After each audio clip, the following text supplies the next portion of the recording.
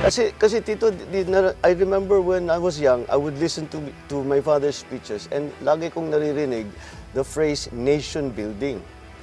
And I have not heard that phrase since 1986. And it does not seem to be the priority or the guiding principle in governance anymore.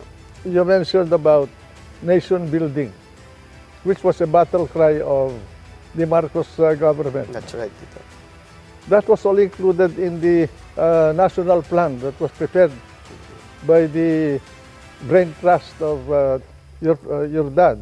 And that covers infrastructure, agriculture, energy, and education. And that's why when we started with agriculture, he established irrigation canals, especially in the north and in many parts of the country.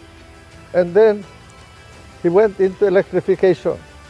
The national electrification that we have started with your father.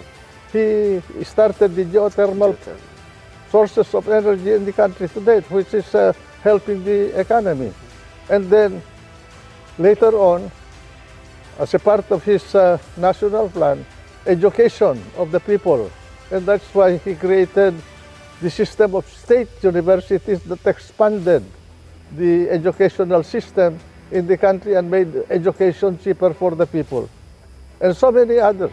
He introduced land reform.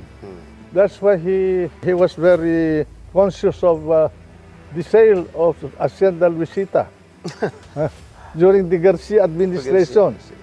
This was a part of his land reform program. Proposed the establishment of a nuclear plant, which was derailed by Cory Aquino because of their anger and revenge against the MARCOS administration. Dito you mentioned the lobbying of the big landowners, the hacienda owners, and for the exemptions from the land reform. But I think the term that around that time was we were beginning to hear my father speaking out against the group of oligarchs. Correct. That were controlling many segments of the economy. Correct. And were not helping or supporting the national program. Oligarchies existed during the time of your dad and even before that. And even now, they are still around. They control the economy, they control the agriculture because they own the haciendas, they control the communication, they want to control even government. You will remember, you have to talk to interest groups to be able to run for public office in those days. Control the Meralco, they control the media, they control the newspapers and the radio, many facets of the industry. The industrialization of the country was controlled by the so-called oligarchs of the land. So this is one of the elements that pushed the government towards the declaration of martial law in '72. Apart from the fact that indeed there was a need of it, because what was the social condition of the land at this point? We were dealing with separatism in Mindanao. We were dealing with a very strong communist party. We were dealing with the onset of drugs menace in the country. We were dealing with political warlords over the land, and the high criminality in the land. And what was our instrument of power at that point? We had only less than 50,000 in the armed services. That included the constabulary, the army, the Air Force, the Navy, and the Coast Guard. And our weapons were carbines and Garands of World War II vintage. Against the Belgian FALS, the Kalashnikov or AK-47 of our adversaries. I think nakakalimutan dito the extent of this warlordism and the size of the private armies. The size of firearms in the hands of the civilian population was much more than the capability of the armed forces of the Philippines and the constabulary. when martial law was declared, there was an we amnesty. harvested about 600,000 guns all over the country of all kinds. As opposed to our 50,000 Less than 50,000 to be exact. I think we had only about 48,000. uniformed services. Yeah. So that people do not realize the extent of the warlordism, because I don't And then, think we have the modern apart equivalent.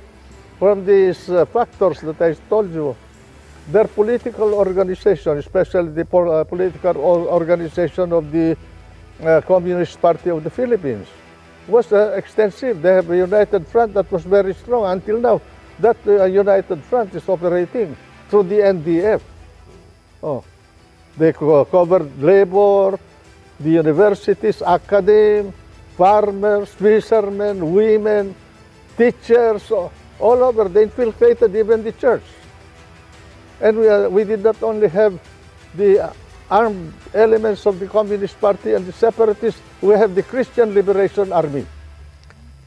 Even the church was involved. So in that time, the government assessed that the largest security problem was the communist insurgency. Correct.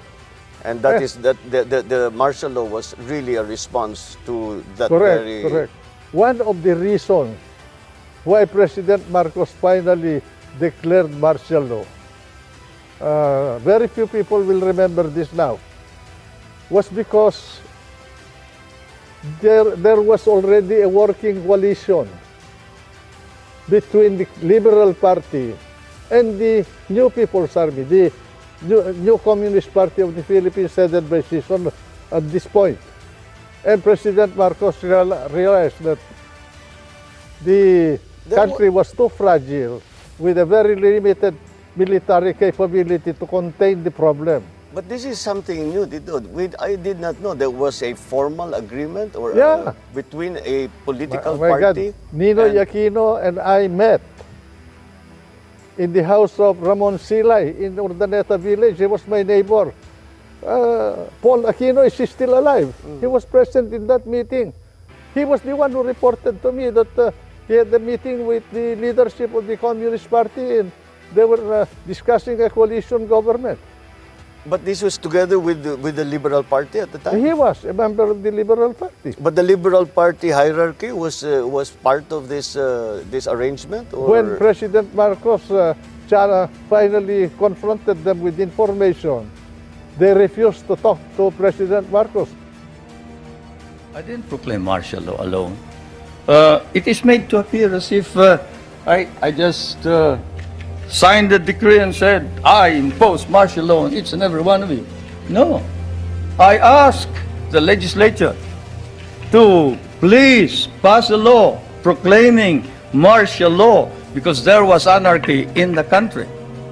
Now, let me say this. The opposition was strong. And they were members of the Security Council, and somehow they adopted a resolution which required that there be a unanimous vote for the armed forces to be able to move. And therefore the armed forces was immobilized. At the same time, I asked the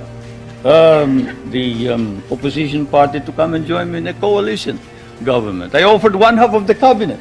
And of course they laughed at me and said, why should we join you? We're going to take over the government. By the time you are through with the exercise, you're dead.